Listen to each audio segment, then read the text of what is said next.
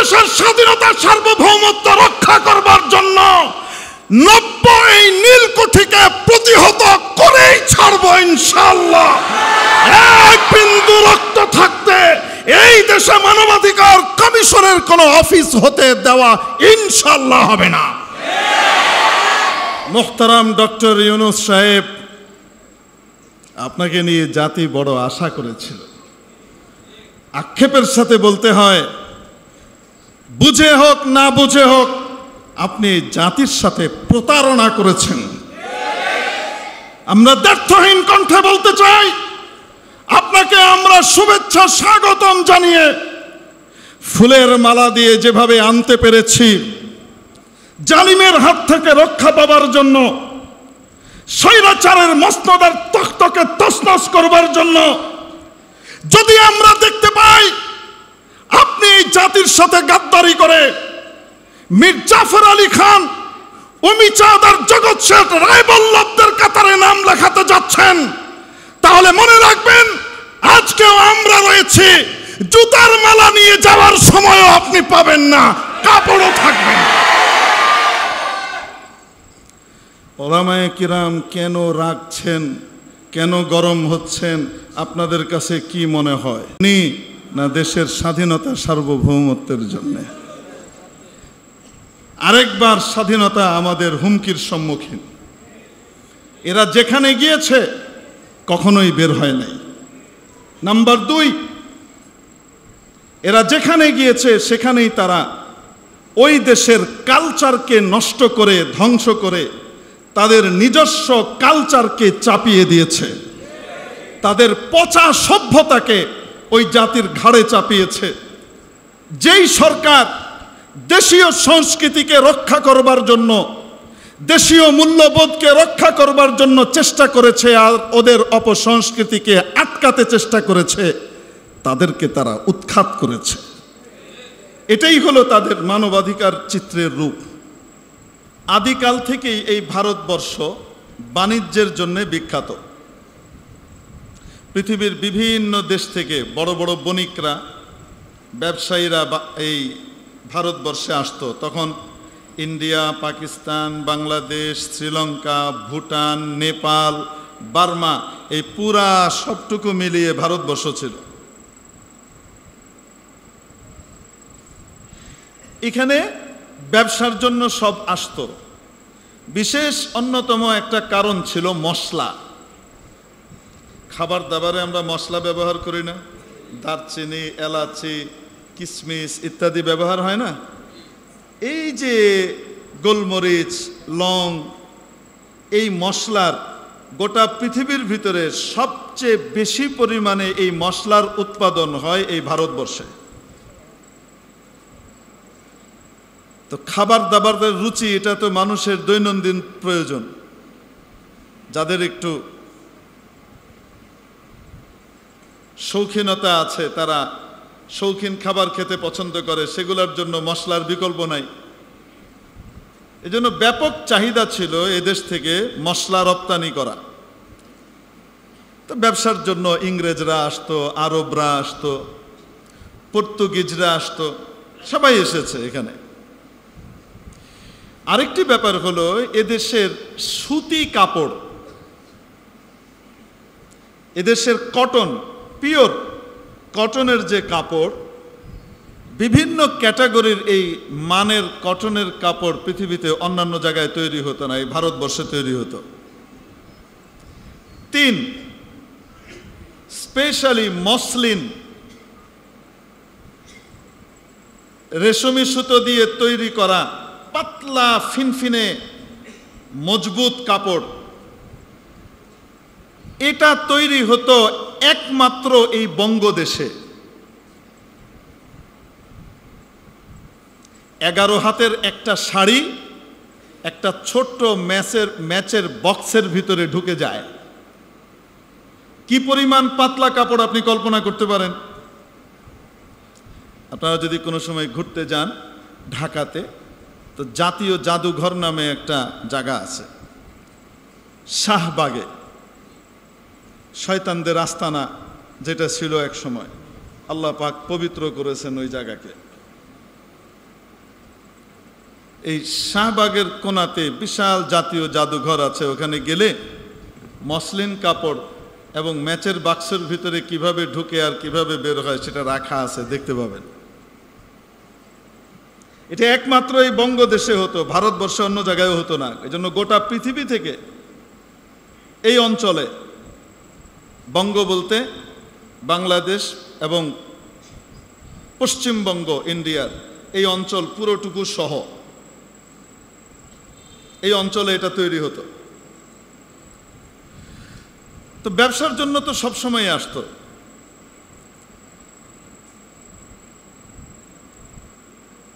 পশ্চিমাদের কেন্দ্রভূমি ইংল্যান্ড, এই ব্রিটিশ বেনিয়ারা ব্যবসার নামে আমাদের দেশে আসা যাওয়া করত। তারা বাদশাহ আওরঙ্গজেব আলমগীর রহমতুল্লাহ আলাইহের দাদা, বাদশাহ শাহজাহানের আব্বা সম্রাট জাহাঙ্গীরের কাছে একটা আবেদন করলো। এই আবেদন এরা আগেও করেছে, কিন্তু হুমায়ুন আকবর তারা এই অনুমতি দেয় নাই। বাদশাহ জাহাঙ্গীরের কাছে তারা আবেদন করলো যে আমরা ব্যবসার জন্য আসি, যাই, রোহিঙ্গা হয়ে থাকা লাগে, আমাদেরকে একটা জায়গা যদি দেন তা আমরা ওইখানে নিরাপদে আসা যাওয়া করব, আমাদেরকে একটা কুঠি নির্মাণের অনুমতি দেন প্রাতিষ্ঠানিকভাবে, সেই জায়গাতে আমরা নিরাপদে থাকবো, আপনাদের ব্যবসা বাণিজ্য করব। আমরা তো আর কিছু না, নিরীহ মানুষ আমরা।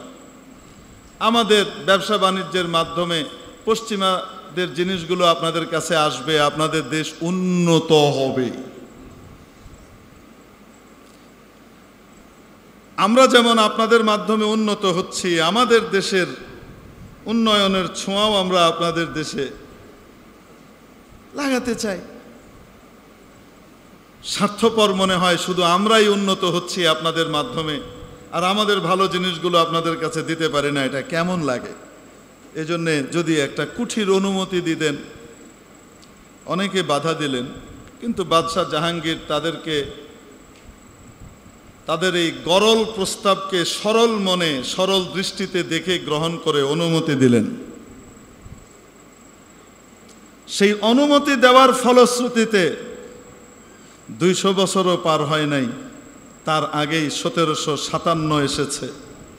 তারা ধীরে ধীরে সামরিক শক্তি সঞ্চয় করে এদেশের লোকজনের ভিতরে বিভেদ তৈরি করে এদেশের দালাল শ্রেণীকে কিভাবে আরো গোলাম বানানো যায় আর ভালো মানুষদের ভিতরে ফাটল তৈরি করা যায়, এই সমস্ত কাজ করে 1757-তে তারা যুদ্ধে নামলো এবং নবাব সিরাজউদ্দৌলাকে পরাজিত করে পলাশীর আম্রকাননে এই ভারতবর্ষের স্বাধীনতার সূর্যকে ডুবিয়ে দিল। তারপর বেশি দিন যায় নাই, তার কিছুদিনের মধ্যেই দাক্ষিণাত্য, ওদিকের হায়দ্রাবাদ, এইদিকে আগ্রা এবং দিল্লির উপরে চড়াও হয়ে মারাঠাদের মাধ্যমে বিভিন্ন সিস্টেমে দিল্লির মসনদ দখল করে ফেলল। বাদশাহ বাহাদুর শাহ জফর মরহুম ছিলেন,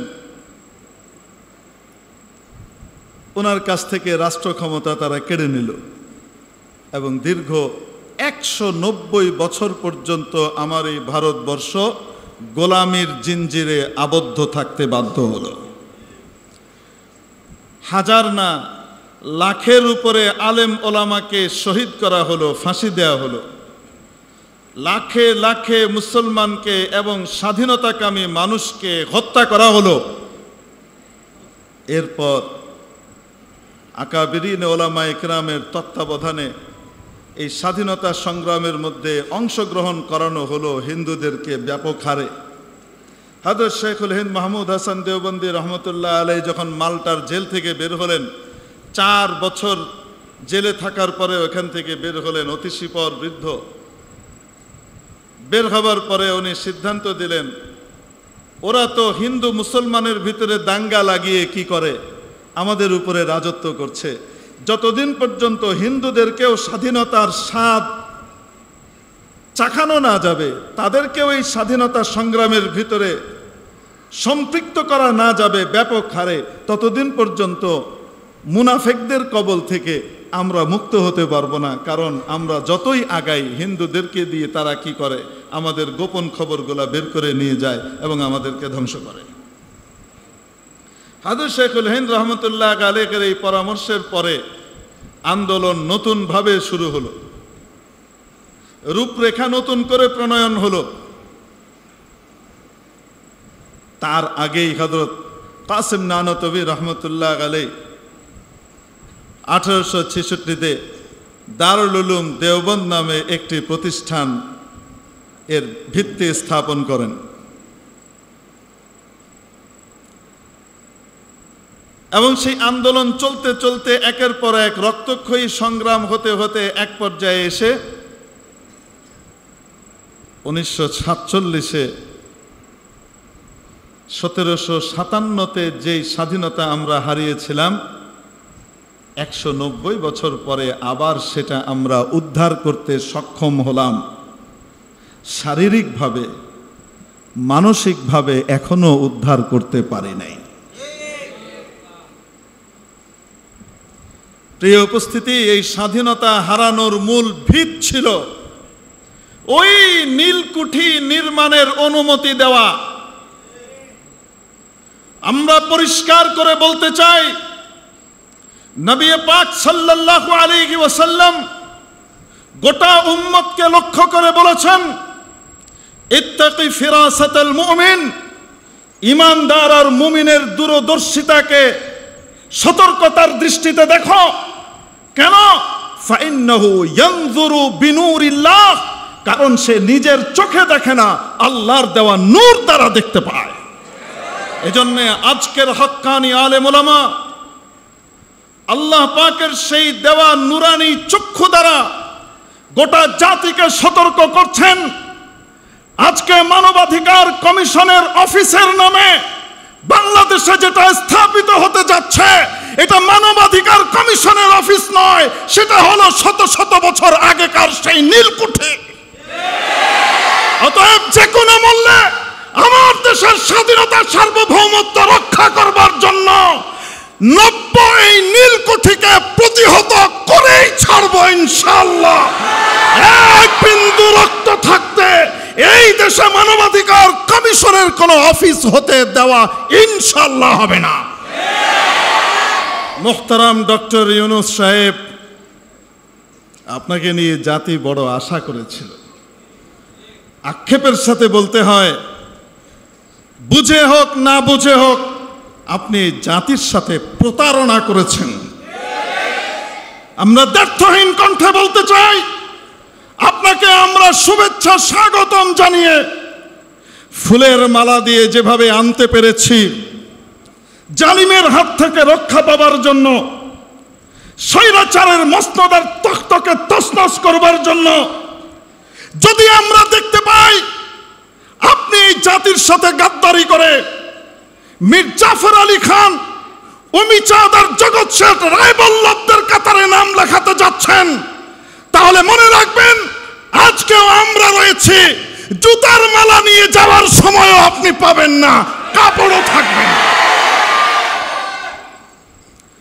ওলামায়ে কিরাম কেন রাগছেন, কেন গরম হচ্ছেন, আপনাদের কাছে কি মনে হয়? না দেশের স্বাধীনতা সার্বভৌমত্বের জন্য আরেকবার স্বাধীনতা আমাদের হুমকির সম্মুখীন। এরা যেখানে গিয়েছে কখনোই বের হয় নাই। নাম্বার 2, এরা যেখানে গিয়েছে সেখানেই তারা ওই দেশের কালচারকে নষ্ট করে, ধ্বংস করে তাদের নিজস্ব কালচারকে চাপিয়ে দিয়েছে, তাদের পচা সভ্যতাকে ওই জাতির ঘাড়ে চাপিয়েছে। যেই সরকার দেশীয় সংস্কৃতিকে রক্ষা করবার জন্য, দেশীয় মূল্যবোধকে রক্ষা করবার জন্য চেষ্টা করেছে আর ওদের অপসংস্কৃতিকে আটকাতে চেষ্টা করেছে, তাদেরকে তারা উৎখাত করেছে। এটাই হলো তাদের মানবাধিকার চিত্রের রূপ। আপনাদেরকে জিজ্ঞেস করতে চাই, জাগা দিবেন তো? আজকে তো কি নিয়ে আলোচনা করতে গেলাম, তো বলছিলাম আজকে গোটা পৃথিবীতে মুসলমান মার খাচ্ছে কেন? অথচ এই মুসলমানেরই পূর্বপুরুষ খেজুর পাতার চাটাইয়ের ভিতরে বসে থাকতেন। 1000 মাইল দূরের পারস্য সম্রাট, রোম সম্রাট বেতস পাতার মতো থরথর করে কাঁপত সেই মুসলিম খিলাফার নাম শুনলে, সেই ওমর ইবনুল খাত্তাবের নাম শুনলে, সে আলী মুর্তাদা আর ওসমানে গনির নাম শুনলে, সে আমিরে মুআবিয়া রাদিয়াল্লাহু তাআলা আনহুর নাম শুনলে এরা থরথর করে কাঁপত। অবাস্তব না বাস্তব? এ তো সাহাবীদের কথা বললাম। সাহাবীদের পরবর্তীতেও যারা খলিফা হিসেবে ছিলেন, বাস্তবতায় সেটা যাই থাক না কেন, খেলাফতের একটা রূপ ছিল, নাম ছিল। যতদিন তারা ছিলেন ততদিন এরা মাথা উঠাতে সাহস করে নাই। তাদের কাছে তো এত অস্ত্র ছিল না, এত টাকা পয়সা ছিল না, এত ধনরত্ন ছিল না, এত সামরিক জোর ছিল না। আজকে আমাদের কাছে যা আছে তারপরে আমরা কেন পিছিয়ে আছি? রাসূলে পাক সাল্লাল্লাহু তাআলা আলাইহি ওয়াসাল্লাম তার হাদিসে পাকের মধ্যে আমাদেরকে এই ব্যাপারে সতর্ক করেছেন। কেন আমরা পিছিয়ে আছি? নবীজি সাল্লাল্লাহু আলাইহি সাল্লাম ইরশাদ করলেন, একটা সময় আসবে যখন কাফেররা মুসলমানদের ঘাড়ে চেপে বসবে এবং মুসলমানরা জায়গায় জায়গায় লাঞ্ছিত হবে, দুর্বল হয়ে থাকবে। সাহাবীরা জিজ্ঞেস করলেন, ইয়া রাসূলুল্লাহ, তখন কি আমরা সংখ্যায় অনেক কম থাকব, তাই মার খাবো? নবীজি বললেন, না, তোমরা তো সংখ্যার রেকর্ড ছাড়িয়ে যাবে, এত পরিমাণে তোমরা থাকবে, কিন্তু তোমরা থাকবে কাগুসাই সাইল, যখন বানের পানি যেতে থাকে, তীব্র গতিতে যখন বন্যার পানি তেড়ে ফুড়ে বেরিয়ে যেতে থাকে। আপনাদের এই মেঘনা নদীতে যখন বন্যা হয় আর কঠিন জোয়ার হয়, তখন পানি যখন নিচের দিকে নামে, ওটার ভিতরে পাটখড়ি, তারপরে শোলা বলেন আপনারা, তারপরে ওই যে বাঁশের শুকনা পাতা আছে না, এগুলা পড়লে এগুলা স্থির থাকে না, স্রোতের ঠেলায় যেতে থাকে, ভেসে যেতে থাকে। স্রোত যেখানে যায় সেখানে যায়। নবীজি বললেন, অনেক হবে তোমরা, কিন্তু এরকম তৃণখণ্ডের মতে তোমরা ভেসে যাবে। সাহাবীরা জিজ্ঞেস করলেন, ইয়া রাসূলুল্লাহ, কেন? নবীজি বললেন, তখন তোমাদেরকে ওয়াহান পেয়ে বসবে। ওয়াহান শব্দের শাব্দিক অর্থ হলো দুর্বলতা। তো সাহাবীরা সবাই জানেন এটার মানে দুর্বলতা, কিন্তু তারা বুঝলেন এখানে শারীরিক দুর্বলতা উদ্দেশ্য নয়, বিশেষ কোনো দুর্বলতা। তো তারা জিজ্ঞেস করলেন, ওয়ামাল ওয়াহনু ইয়া রাসূলুল্লাহ, হে আল্লাহর রাসূল, সেই দুর্বলতাটা কি? নবীজি বললেন, হুব্বুদ দুনিয়া ওয়া কারাহিয়াতুল মাউত। দুনিয়ার প্রীতি আর মৃত্যুর ভীতি। দুনিয়া প্রীতি আর মৃত্যু ভীতি, এই দুই জিনিস তোমাদেরকে পেয়ে বসবে। তোমরা আখিরাতের চেয়ে দুনিয়ার জীবনকে, পার্থিব জীবনকে প্রাধান্য দেবে। আর আল্লাহ পাকের সান্নিধ্যে ডাইরেক্ট সরাসরি যাওয়ার শাহাদাতের যে রাস্তা, সেই রাস্তা থেকে তোমরা পিছু হটতে থাকবে। মৃত্যুকে তোমরা অপছন্দ করবে আর দুনিয়ার প্রীতি তোমাদের কাঁধে চেপে বসবে। এই দুটো হলো তোমাদের সেই রোগ, যে রোগ ক্যান্সারের মতো তোমাদের ইমানি শক্তিকে, তোমাদের মর্যাদার ভাবমূর্তিকে ধ্বংস করে দেবে। এর মুহতারাম দোস্ত, আজকে আমাদের বড় অধপতনের বড় কারণ হলো বাল তুসিরুনাল হায়াতাদ দুনিয়া ওয়াল আখিরাতু খায়রুন ওয়া আবকা। আল্লাহ পাকের এই বাণীকে ভুলে যাওয়া। আরে তোমরা তো পার্থিব জীবনকে প্রাধান্য দাও, আরে অথচ আখিরাত এটা দুনিয়ার কোয়ালিটির দিক থেকে তুলনাহীন। দুনিয়ার সাথে তার কোনো তুলনাই চলে না, এত ভালো। আর দুনিয়া তো ক্ষণস্থায়ী, ওটা তো চিরস্থায়ী। ক্ষণস্থায়ী জিনিসের জন্য চিরস্থায়ী জিনিসকে বরবাদ করছো, ফালতু জিনিসের জন্য অতি উৎকৃষ্ট দামি জিনিসকে বরবাদ করছো। তোমাদের তো উচিত ছিল দুনিয়ার বুদ্ধিমানের মতো আখিরাতকে প্রাধান্য দেওয়া। দুনিয়াতে মানুষ, বুদ্ধিমান মানুষ কোনো জিনিসকে পছন্দ করে আরেকটার তুলনায়। কোন জিনিস দেখে? দুটো দেখে, এক হলো কোয়ালিটিটা কেমন, আর আরেকটা হলো ডিউরেবিলিটি, তার স্থায়িত্ব কেমন। এজন্য চাইনিজ জিনিস 60টা কিনতে যেই টাকা লাগে, ওই টাকা দিয়ে জাপানি একটা জিনিস মানুষ কিনে। কেন কিনে?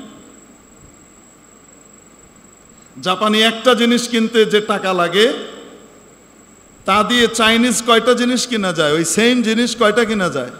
7-8টা কিনা যায়। তা ওইটা না কিনে জাপানিটা তালাশ করে কেন?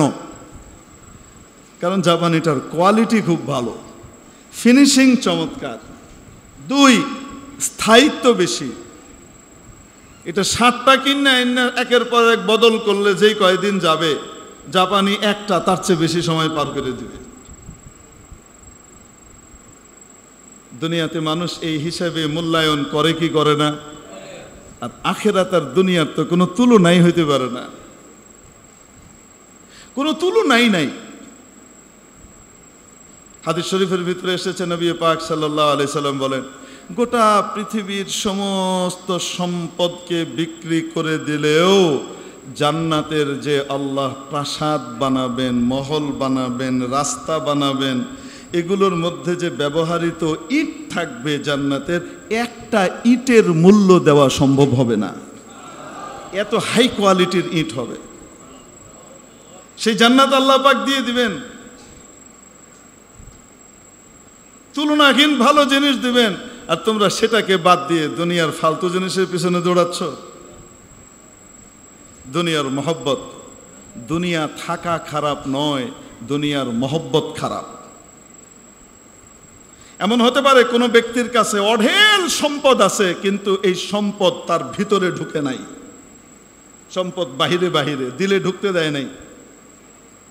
আবার এমনও হতে পারে একজন মানুষের কাছে কোনো টাকা পয়সা নাই, পথের ফকির, মাথার উপরে চাল নাই, খাবার রান্নার জন্য চুলা নাই, চাল চুলাহীন এক ব্যক্তি ফুটপাতে থাকে, কিছুই নাই, কিন্তু তার মনটা দুনিয়ার মহব্বত দিয়ে পরিপূর্ণ।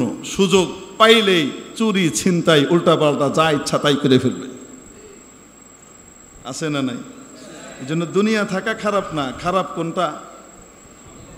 দুনিয়ার মহব্বত, দুনিয়ার প্রীতি। নবীজি বলেন নাই, আর দুনিয়া রাসু কুল্লি খাতিআ, সমস্ত গুনাহ, ভুল, অন্যায়ের মূল আর মাথা হলো দুনিয়া। এটা নবীজি বলেন নাই, কি বলেছেন? হুব্বুদ দুনিয়া, দুনিয়ার ভালোবাসা, দুনিয়ার প্রেম, দুনিয়ার মহব্বত, এটা সকল অনিষ্টের মূল। মেরে মুহতারাম দোস্ত, এই দুনিয়ার মহব্বত এমনি দিল থেকে বের হবে না, যতক্ষণ পর্যন্ত আখেরাতের মহব্বত দিলে না ঢুকবে, দুনিয়ার মহব্বত বের হবে না। আর আখেরাতের মহব্বত দিলে ঢুকাইতে হলে আখেরাতওয়ালাদের সোহবত ছাড়া সম্ভব হবে না। এজন্যই আল্লাহওয়ালাদের সোহবতে যাইতে হয়, ওলামায়ে কেরামের সোহবতে যেতে হয়, দিনদার মুত্তাকিদের সোহবতে উঠা বসা করতে হয়। তাহলে দুনিয়া দিল থেকে বের হয়, আখেরাত দিলের ভিতরে ঢুকে। ইমানের কথা, আল্লাহর বড়ত্বের কথা বেশি বেশি বলতে হয়, আখেরাতের কথা বেশি বেশি বলতে হয়। তাহলে দুনিয়ার বড়ত্ব দিল থেকে বের হয়, আখেরাতের বড়ত্ব দিলের ভিতরে ঢুকে। মানুষ যেটা বেশি বলে ওইটাই তার মাথার ভিতরে ঢুকে। ইউরোপের আলোচনা করে, আমেরিকার ক্ষমতার আলোচনা করে, ফ্রান্সের ক্ষমতার আলোচনা করে, অমুক তমুকের ক্ষমতার আলোচনা করে, যার কারণে তাদের ক্ষমতা মাথায় ঢুকে থাকে। মহাশক্তিমান, মহা ক্ষমতাধর আল্লাহর আলোচনা মুসলমান বাদ দিয়েছে, অতএব তার দিলের ভিতর থেকে সর্বশক্তিমান আল্লাহর দাপট আর ক্ষমতার ইয়াকিন দুর্বল হয়ে গেছে। ইমান তো আছে, কিন্তু ইমান এত দুর্বল যে ইমান তাকে জাহান্নামের আগুন থেকে বাঁচানোর জন্য দৈনিক 5 বার মসজিদে আনতে পারে না। এত দুর্বল ইমান। মুয়াজ্জিনের আওয়াজ, আল্লাহ পাকের পক্ষ থেকে মুয়াজ্জিন ঘোষণা করছে, সেই মুয়াজ্জিন সাহেবের আওয়াজ তাকে আকৃষ্ট করে মসজিদে আনতে পারে না, কারণ ইমান এত দুর্বল, চৌম্বকীয় আকর্ষণ এত দুর্বল হয়ে গেছে। চুম্বক যদি খুব ভালো হতো, অনেক দূর থেকে লোহা থাকলেও সে আকর্ষণ করে টেনে নিয়ে যায়, ঠিক কি ঠিক না? ওয়াল্লাযীনা আমানু আশাদ্দু হুব্বান লিল্লাহ, যাদের মধ্যে প্রকৃত ঈমান আছে তাদের চেয়ে কঠিন ভালোবাসা আল্লাহর জন্য আর কারো হয় না। চুম্বক যেমন আরেকটা লোহাকে তীব্রভাবে নিজের দিকে আকর্ষণ করে, মাওলায়ে পাকের মহব্বত আর ভালোবাসা মানুষকে তার আনুগত্য আর ইবাদতের দিকে ঠিক তেমনি ভাবে টেনে আকর্ষণ করে নিয়ে যায়। আল্লাহর মহব্বতের ঘাটতির কারণে ঈমান দুর্বল হয়, আর ঈমান দুর্বল হওয়ার কারণে তার মসজিদের আওয়াজ, মুয়াজ্জিনের আজান তাকে টেনে মসজিদে আনতে পারে না। দিলের ভিতরে ইমানের যে চৌম্বকীয় পাওয়ার ছিল এটা দুর্বল হয়ে গেছে। মেরে মুহতারাম দোস্ত, সবল ইমানদার আর দুর্বল ইমানদার উভয়ের ভিতরে একটু পার্থক্য আপনাদের সামনে বলবো। হ্যাঁ, এটা তুলনা নেন। আমার আপনার শরীরে প্রাণ আছে না? আসতে বলো। এখানে আমরা যারা বসে আছে, আমাদের শরীরে প্রাণ আছে, জান আছে নাকি নাই? হসপিটালের বেডে আইসিইউতেও একজন শুয়ে আছেন, তার মুখ দিয়ে ভেন্টিলেটর দেওয়া আছে, পাইপ গলা দিয়ে ঢুকে আছে, নাক দিয়ে পাইপ ঢুকে আছে, অক্সিজেন দেওয়া হচ্ছে, তাকে লাইফ সাপোর্টে রাখা হয়েছে। তার মধ্যেও প্রাণ আর জান আছে না নাই? আছে। দুইজনের পার্থক্য হলো এই, একজন নিজের উপকারও করতে পারে, আরেকজনের উপকারও করতে পারে, নিজেকেও ক্ষতি থেকে বাঁচাতে পারে, আরেকজনও যদি ক্ষতির শিকার হয়, চোর ডাকাতের দ্বারা আক্রান্ত হয়, ধাওয়া দিয়ে তাকেও মুক্ত করে নিয়ে আসতে পারে, ঠিক কি ঠিক না? আর দ্বিতীয় জন যিনি হসপিটালের বেডে আইসিইউতে লাইফ সাপোর্টে শুয়ে আছেন, তার অবস্থা হলো এই, অন্যকে বাঁচানো তো দূরের কথা, নিজেকেও অতি দুর্বল শত্রুর হাত থেকেও, একটা মাছি তার কপালে পিরপির করে হেঁটে বেড়াচ্ছে, তার খুব অস্বস্তি লাগছে, চুলকাচ্ছে, কিন্তু তারপরে ওই মাছিটাকে তাড়ানোর ক্ষমতা, হাত নাড়ানোর ক্ষমতা তার নাই। প্রাণ তো আছে দুইজনের সমান।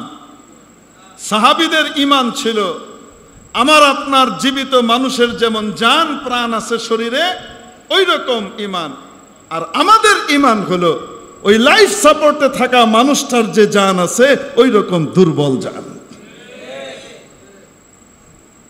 এই দুর্বল ঈমানকে সবল ঈমানে রূপান্তরিত করতে হবে। কে কে রাজি আছি? আল্লাহ কবুল করেন, আমিন। এই জন্য আখিরাত, দুনিয়ার ব্যাপারে কোনো নিশ্চয়তা আল্লাহ দেন নাই, কিন্তু আখিরাতের ব্যাপারে দিয়েছেন। রব্বুল জালাল কোরআনে কারীমে ইরশাদ করেছেন, মান কানা ইউরিদু হারসাল আখিরাতি নাজিদ লাহু ফি হারসিহি, যে ব্যক্তি আখিরাতের ফলন চায়, আখিরাতের ক্ষেত চায়, ফসল চায়, নাজিদ লাহু ফি হারসিহি, আমি আল্লাহ ঘোষণা দিচ্ছি, সে যদি মেহনত করে অবশ্যই অবশ্যই তার ফলন আমি বাড়িয়ে দেব।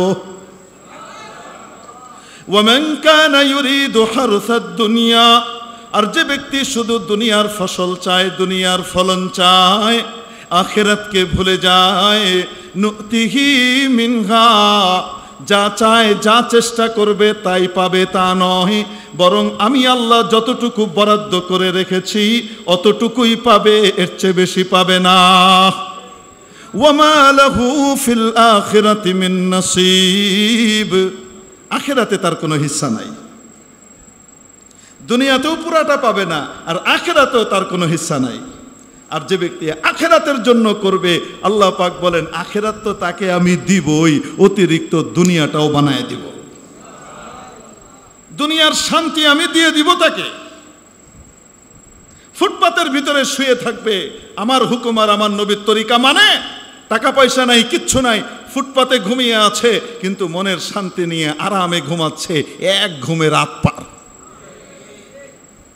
হাজার হাজার কোটি টাকার মালিক, সুখের সমস্ত উপকরণ এর ভিতরে, আরামের ভিতরে শুয়ে আছে, একটানা ডাবল স্লিপিং পিল খাওয়ার পরেও, ঘুমের ওষুধ খাওয়ার পরেও ঘুম আসে না, ছটফট করে, অশান্তি দিয়ে ভরে দিয়েছে। শান্তি দেওয়ার মালিক কে? আরো আস্তে কে? সে আল্লাহর সাথে সম্পর্ক করতে রাজি আছে তো ইনশাআল্লাহ।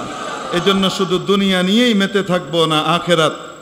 দুনিয়ার কোনো গ্যারান্টি নাই, কালকে কি হবে কিছুই জানি না, কত হিসাব কিতাব কিছুই জানা নাই। এই যে মনে করেন গতকালকেই তো মনে হয় প্লেনের দুর্ঘটনা ঘটলো নাকি? সকালবেলায়ও কি বাচ্চারা জানতো, বাচ্চার মা বাবারা জানতো যে আমার বাচ্চাটা আর ফিরে আসবে না? জানতো? তার আগের দিন তো জানতোই না, ওই দিন সকালেও জানতো না, 10 মিনিট আগেও জানতো না এই ঘটনার, 10 মিনিট কেন 1 মিনিট আগেও জানতো না। দুনিয়া আনসার্টেন একটা জায়গা, এটা কোনো নিশ্চয়তা নাই। আর আখিরাতের নিশ্চয়তা আছে। নিশ্চয়তা দিয়েছেন কে? ইন্নাল্লাহা ইনদাহু ইলমুস সাআহ। আল্লাহ পাক বলেন কিয়ামতের জ্ঞান, এলেম, কিয়ামত কবে হবে, কখন হবে, এটা একমাত্র কে জানেন? হুজুর কি রওনা হয়েছেন?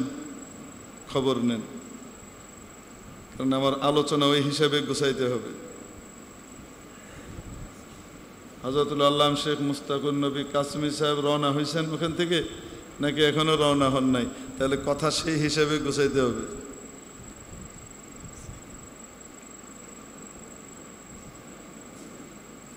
কারণ আমার হাতে আছে 2 মিনিট হিসাব অনুযায়ী। আচ্ছা ঠিক আছে। ওয়াইনদানা 5 দাকাইক ওয়া নুকদ্দিম লাদাইকুম ইনশাআল্লাহ 5 মাগরিবাত বিল ইজাজ বিতৌফিকিল্লাহি জাল্লা ওয়া আলা। ইন্নাল্লাহা ইনদাহু ইলমুস সাআহ। কিয়ামতের ইলম একমাত্র কার কাছে? আরো আসতে বলেন। ওয়া ইউনাজ্জিলুল গায়থ। বৃষ্টি নাজিল করেন কে? আরো আসতে। কে পাঠান? কেউ বলতে পারবে নিশ্চিতভাবে যে কালকে বৃষ্টি হবেই? হুজুর আবহাওয়া অফিস যে জানায়, আবহাওয়া অফিস জানায় কি জানায়?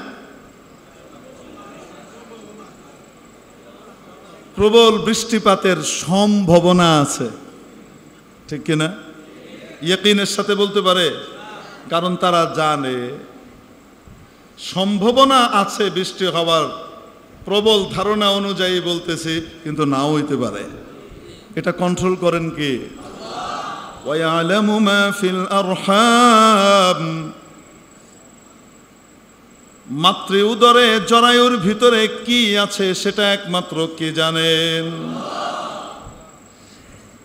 হুজুর এখন তো আল্ট্রাসোনোগ্রামের মাধ্যমে আধুনিক বিজ্ঞান বের করে ফেলছে, পেটের কি ছেলে না মেয়ে?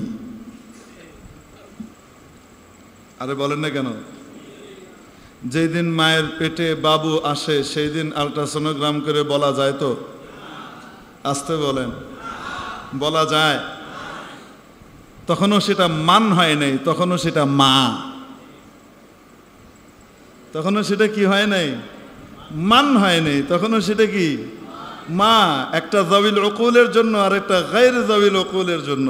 হুজুর এটা কি কইলেন? এটাই যদি সবটি আপনারা বুঝবেন তো তাইলে এই 14 বছর লাগায়া বুখারী শরীফ পড়ার দরকারটা কি? ও তো শুধু আরবি পড়াইতে তো 6 মাস থেকে 7 মাস, সর্বোচ্চ 1 বছর লাগে, তারপরে তো বুখারী শরীফ হাতে দিলে বোঝা যায়, ঠিক কি ঠিক না? 14 বছর কি পড়ে? এমন অনেক কিছু আছে। এই যে উত্তরটা দিছি, আধা মিনিটও লাগে না, এই উত্তরটা দিছি। এখানে ওলামা একরাম যারা আছেন তারা প্রত্যেকে উত্তরের গোড়া পর্যন্ত পৌঁছায় গেছেন। এই উত্তরটা আপনাকে বুঝাইতে হইলে আমাকে কম করে হলেও আধা ঘন্টা লাগবে, না হলে কি হবে, আপনার উত্তরের শাখা প্রশাখা যেগুলা বেরোবে আরো প্রশ্ন, সেগুলার আবার আপনি কনফিউজড হয়ে যাবেন। মান আর মা দুটার ভিতরে কি পার্থক্য? যার ভিতরে বিচার বুদ্ধি আছে, বিচার বুদ্ধি যার ভিতরে তৈরি হয়েছে,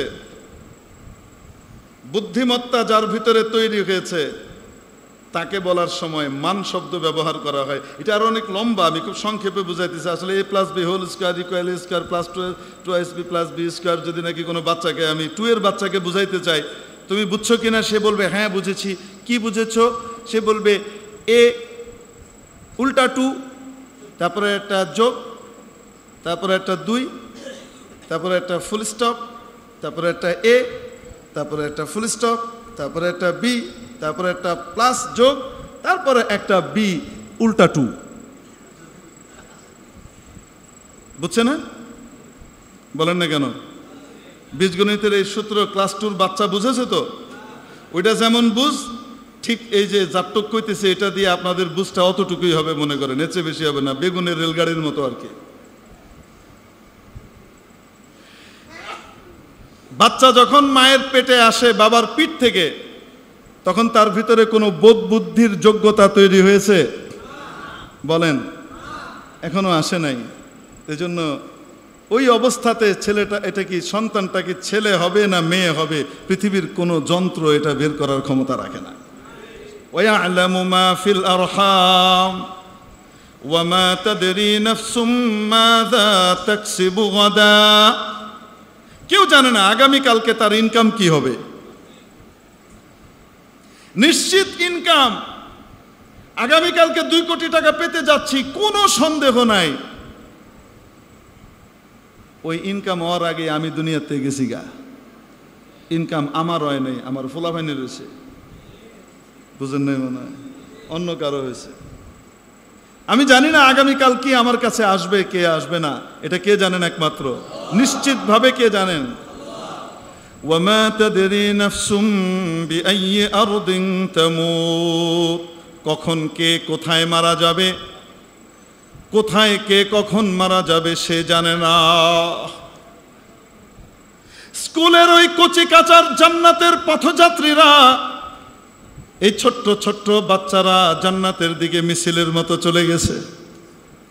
এই বাচ্চাগুলা জানতো না দুনিয়ার এই বেদনাদায়ক মৃত্যু তাদের জন্য অপেক্ষা করছে, ঠিক কিনা? ওয়ামা তাদরি নাফসুম বিআইয়ি আরদিন তামুত। दो चीज आदमी रा कशद जोरे जोर, दो चीज आदमी रा कशद जोरे जोर, ये के आबदाना दिगर खाके गोर। सदाकल्लाहु मौलाना आज़ीम। अल्लाह पाक আমাদেরকে আল্লাহ পাকের সমস্ত কথার উপরে ঈমান আর ইয়াকিন অর্জন করার তৌফিক দান করেন। আখিরু দাওয়ানা আলহামদুলিল্লাহি রাব্বিল আলামিন।